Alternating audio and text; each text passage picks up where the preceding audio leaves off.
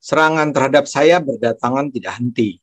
Saat ini beredar viral sebuah video yang berasal dari sebuah kanal di YouTube bernama Poros Tengah. Dalam video itu digambarkan saya sakit hati karena dipecat sebagai buzzer dan akun saya diretas. Karena sakit hati, saya pun seolah membalas dendam. Dalam video pendek itu saya seolah mengatakan Presiden Jokowi itu dungu, jahat, mengadu domba rakyat, dan harus ditumbangkan pada 17 Agustus 2021. Itu bohong dari ujung ke ujung. Pertama-tama saya tentu tidak sakit hati karena dipecat sebagai buzzer. Dan saya tidak sakit hati karena saya memang tidak dipecat oleh siapapun, apalagi sebagai buzzer. Mereka itu rupanya begitu percaya bahwa saya dan kawan-kawan di Cokro TV adalah orang bayaran rezim. Tapi kalaupun mereka begitu percaya, dari mana pula mereka punya ide bahwa saya diberhentikan sebagai buzzer? Kesanggupan imajinasi bohong mereka memang tanpa batas. Kedua, apa urusannya dengan akun Twitter saya yang disuspend oleh Twitter? Masa karena si Twitter mensuspend akun saya malah marah-marah ke Jokowi? Dan terakhir, yang lebih penting juga, tentu saja saya tidak pernah membuat video yang menyatakan presiden itu dungu dan seterusnya. Buat saya sih cuma orang yang super duper dungu yang bisa menganggap bahwa Jokowi adalah presiden buruk yang harus segera diturunkan. Yang tampil di kanal Poros Tengah itu adalah hasil editan. Jadi mereka memenggal pernyataan-pernyataan saya dan disusun ulang sehingga seolah-olah saya bilang presiden harus diturunkan. Jadi dalam salah satu video saya di Cokro, saya memang pernah mengutip analisis, kalau boleh dibilang analisis, Rocky Gerung bahwa kondisi negara sudah kacau, di istana sudah tidak ada rasa saling percaya, sehingga Rocky berhitung bahwa pada 17 Agustus 2021 Jokowi sudah jatuh. Saya tentu saja tidak percaya bahwa hayalan Rocky itu benar. Menurut saya itu sangat tidak masuk di akal dan tidak memiliki basis kenyataan. Tapi si kanal Poros Tengah ini dengan licik menghilangkan bagian video saya bahwa yang menyampaikan ramalan ajaib itu adalah Rocky. Dalam video Poros Tengah, penyebutan nama Rocky dihilangkan dan kalimat-kalimat itu diedit sedemikian rupa sehingga seolah-olah yang mengatakannya adalah saya. Hasil pengeditannya cukup rapih sehingga memang buat mata awam itu akan nampak sebagai pernyataan saya sesungguhnya. Rasanya sih apa yang mereka lakukan cukup berhasil menipu banyak orang.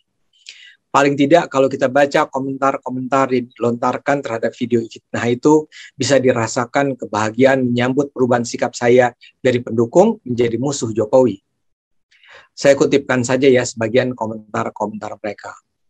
Alhamdulillah hanya Allah yang bisa membolak-balikan hati manusia. Allah memberi kesadaran bagi Ade Armando.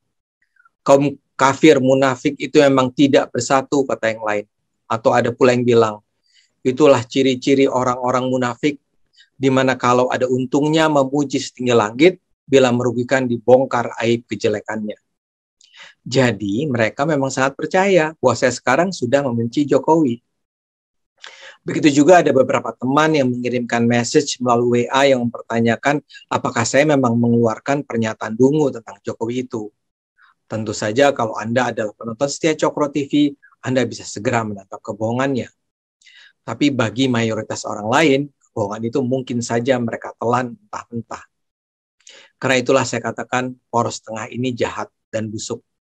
Saya tidak kenal mereka, walau kalau kita lihat video-video yang ada di kanal Poros Tengah itu, mereka jelas berada di seberang gerakan NKRI. Isi kanalnya dipenuhi oleh kebohongan dan kebencian.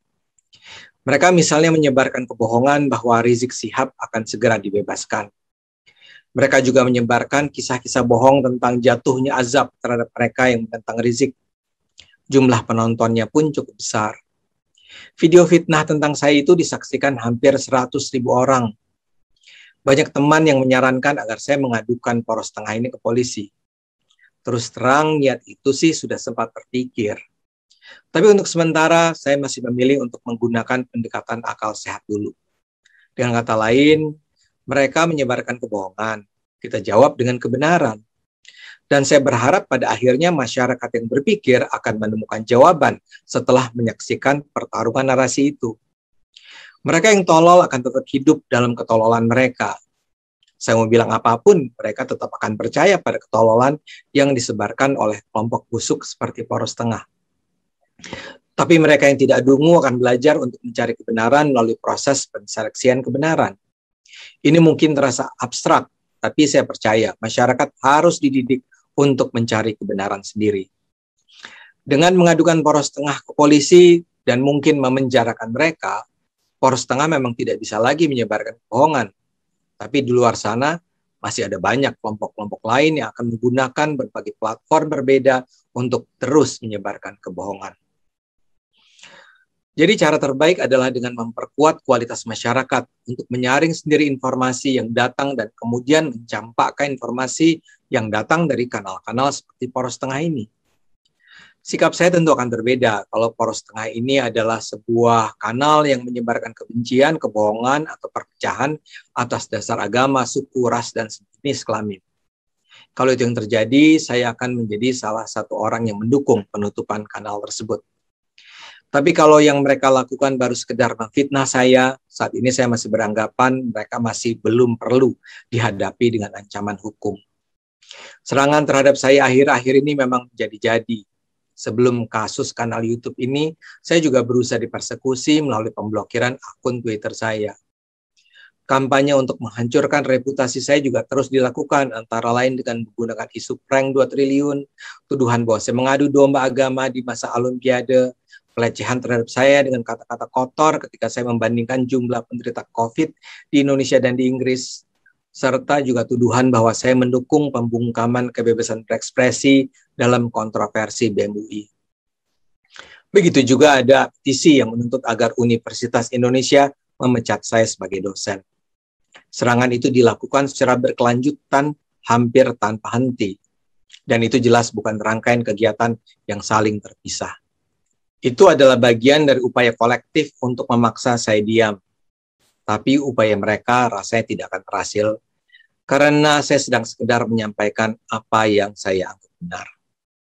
Saya membela Jokowi karena saya anggap dia berada di jalan yang benar. Saya menyerang Rizik dan kawan-kawan karena saya menganggap mereka adalah ancaman terhadap demokrasi, terhadap HAM, NKRI. Saya membela kaum Tionghoa dan non-Muslim karena saya menolak penindasan HAM. Dan karena saya menganggap orang-orang Tionghoa dan non-Muslim adalah sesama saudara dalam persaudaraan bangsa Indonesia. Kalau Poros Tengah masih akan terus membuat video-video baru yang penuh manipulasi, ya silahkan. Tapi saya percaya kebenaran akan menemukan jalan. Dan Allah tidak tidur. Allah akan terus melindungi kita semua. Jadi kawan-kawan semua, mari kita terus gunakan akal sehat. Karena hanya dengan akal sehat, Indonesia akan selamat.